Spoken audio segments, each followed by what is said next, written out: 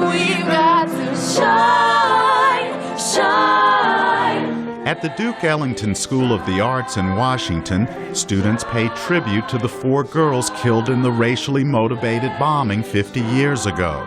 Clubbed by police officers and attacked by their dogs. It's one of almost 40 performances commemorating the 1963 church bombing in Birmingham, Alabama.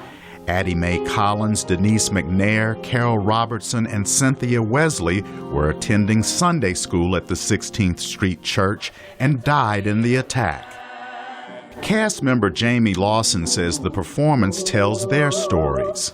I learned of the dreams that these girls had. They each were individually their own person, and they wanted to do different things, and they had aspirations.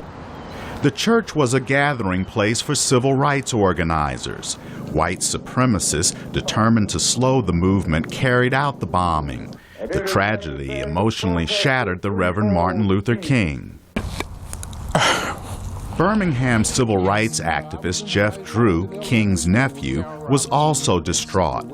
Carol Robertson and Cynthia Wesley were his friends. These little girls, my classmates, my friends, whom I had grown up with, their lives were just snuffed away because somebody hated the color of their skin. How stupid. The attack occurred just weeks after the huge March on Washington and King's I Have a Dream speech. The bombing shook the nation. It was one of the most saddest days that I can remember in my life.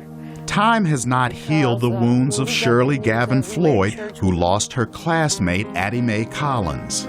Kids in the auditorium just started crying, and it was just a sad day. And for a whole week, everywhere you went, people were crying. I'm going to sign this bill. 5 decades later, President Barack Obama signed legislation posthumously awarding the Congressional Gold Medal to the young victims.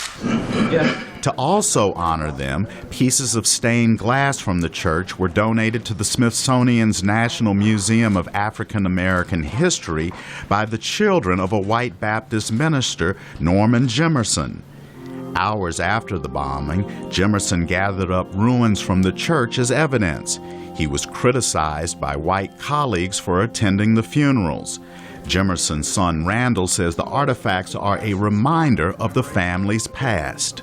By keeping the glass and having that within his own possession for many years was a part of a reconciliation process, hoping that this symbol of violence and conflict could also be part of the healing process for people of both races. Ain't gonna let nobody turn me round. These high school performers say remembering a pivotal moment in the civil rights movement can bring greater understanding and awareness of the sacrifices so many made for equal rights.